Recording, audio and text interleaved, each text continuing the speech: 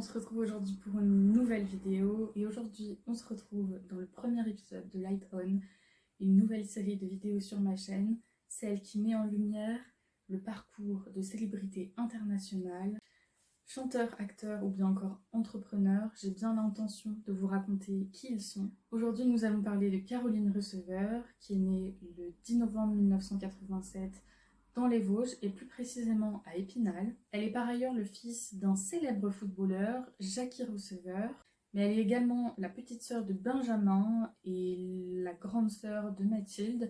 Elle est donc au milieu de la fratrie qu'elle compose avec ses frères et sœurs. À 14 ans, Caroline Receveur tente divers castings pour réaliser son rêve, celui de devenir mannequin.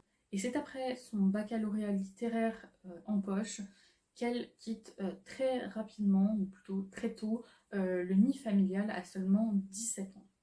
À ce même moment, d'ailleurs, la jeune femme signe un contrat dans une agence de mannequinat à Paris, mais c'est une aventure qui va s'avérer très peu fructueuse, et notamment parce qu'elle n'a pas les moyens, avec ce contrat, de se payer un logement dans la capitale qui est un peu trop cher pour son budget.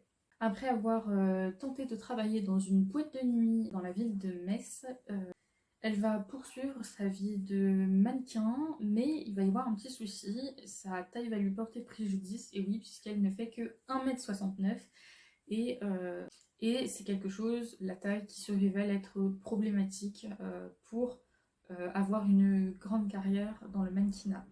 C'est à peu près en l'an 2008 qu'elle va participer à 2 émissions bien connues, notamment Les Anges de la télé-réalité et surtout la 2e saison de Secret Story, où son secret va être d'être en couple avec une personne qui fait partie de l'émission, c'est donc Nicolas à cette période-ci. En 2009, elle fera notamment la chronique de Morandini sur Énergie 12. En 2010, elle est animatrice et présentatrice du Mac de l'été sur Énergie 12. On la retrouve notamment aussi dans une publicité Axe qui se nomme Rise Up et dans une publicité Just Dance. En 2011, elle présente l'émission Tellement Vrai aux côtés de Mathieu Delormeau. Et elle présente également l'émission Tellement People aux côtés de Clara Morgan. Elle fait aussi une très brève apparition dans la publicité Fixation Béton de la marque Viveldop. Et elle va aussi participer à un clip d'une des chansons de Matt Houston. La même année, elle sera aussi membre du jury Mister France, où elle va rencontrer un certain Valentin Lucas. En 2012, elle va devenir l'actrice principale d'une série télé-réalité qui se nomme Hollywood Girls sur la chaîne Énergie 12. Caroline va également être chroniqueuse du MAG et elle va également présenter les Hollywood News, toujours sur la chaîne Énergie 12. Elle sera notamment aussi la chroniqueuse de la saison 4 des Anges de la télé-réalité. En septembre de la même année, elle va animer une série documentaire qui s'appelle Les Dessous d'eux sur la chaîne Énergie Paris. Puis elle va animer l'émission À nous Paris et elle va présenter l'émission L'Appel gagnant, sans oublier qu'elle présente aussi les Lauriers TV Awards sur la même chaîne. D'ailleurs, au même moment, elle est co-animatrice du JTT Non-Stop People. Et c'est cette année-là, d'ailleurs, qu'elle choisit pour se mettre en couple avec Valentin Lucas, rencontré un an plus tôt au fameux Mister France. En 2013, elle va participer à l'émission La Maison du Bluff sur Énergie 12. L'année 2014, elle arrête sa participation à la série réalité Hollywood Girls. Elle est d'ailleurs cette année-là la chroniqueuse puis l'animatrice principale de 10 ans de moins sur Chérie 25. Et c'est à cette date-là, en 2014, donc, qu'elle va lancer son blog, puis par la même occasion sa marque de thé Wonder Tea. En 2015, elle va s'installer avec son copain Valentin Lucas à Londres. Mais l'année suivante, donc en 2016, elle va se séparer de son copain. La même année, le 29 mai, elle annonce d'ailleurs la mort de Jackie Receveur, son père, qu'elle affectionnait beaucoup. Et c'est en automne de la même année qu'elle va participer à la saison 7 de Danse avec les stars aux côtés du danseur Maxime de Rémez. En fin d'année, au mois de décembre précisément, après donc Danse avec les stars, elle va se mettre en couple avec Hugo Philippe, un célèbre mannequin français. En 2017, c'est la sortie de son livre No Filter aux éditions Robert Laffont. Elle prête aussi sa voix au personnage de Rebelle dans le dessin animé Le Monde des Emojis. Cette année-là, elle va aussi sortir en parallèle une sorte de web-série sur YouTube et d'après ce que j'ai compris aussi sur Instagram qui s'appelle Cute but Psycho avec 4 autres copines, donc elles sont 5 sur cette chaîne-là. Mais j'ai eu du mal à retrouver des traces de cette chaîne, donc n'hésitez pas à me dire en commentaire si vous en avez entendu parler. Ce sont donc apparemment des vidéos qui permettraient aux internautes de voir sa vraie vie avec ses copines, en vacances, dans sa vraie vie, et d'en savoir un petit peu plus sur elle.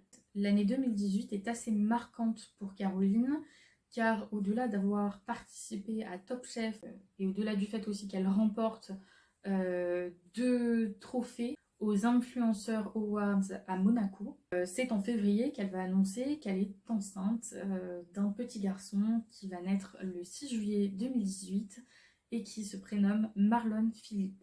En 2019, c'est l'année qu'elle choisit pour lancer sa ligne de vêtements Rec Paris, avec des pièces de collection, je ne vais pas dire chères, mais en tout cas assez luxueuses. Elle fait notamment la couverture du magazine Forbes, et ça c'est une vraie fierté pour elle et pour beaucoup d'autres femmes. Et en septembre, elle va aussi faire l'objet d'une enquête fiscale, mais bon, c'est un peu flou. Puis l'année 2020, c'est le célèbre lancement de sa marque de beauté Osée, une marque d'ailleurs qui va notamment proposer des produits pour les cheveux, des huiles, des accessoires, des élastiques pour les cheveux, des scrunchies et aussi des boucleurs à cheveux. Donc voilà, ça c'est ce qu'elle sort, je crois, à l'été 2020. C'est le 11 juillet 2020 qu'elle épouse Hugo Philippe en compagnie de ses proches à Paris. Elle se marie d'ailleurs dans une robe qu'elle a elle-même confectionnée avec ses équipes, une robe complètement imprégnée du style Rec Paris. C'est ensuite avec sa petite famille, après son mariage avec son copain Hugo Philippe et le père de son fils, qu'elle s'installera à Dubaï et qu'elle quittera donc la capitale française.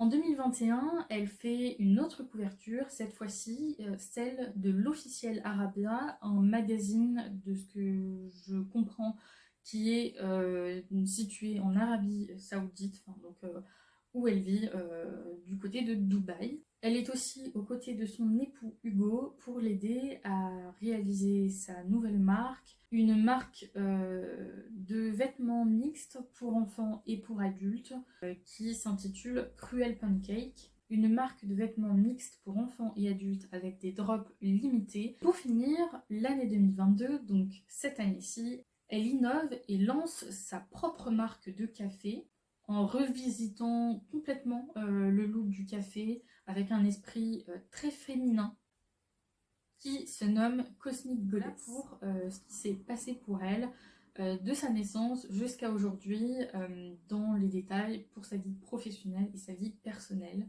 ces dernières années. Maintenant, elle compte désormais plus de 4,9 millions d'abonnés sur Instagram. Inutile de vous préciser qu'elle a aussi une chaîne YouTube sur laquelle elle partage de temps à autre.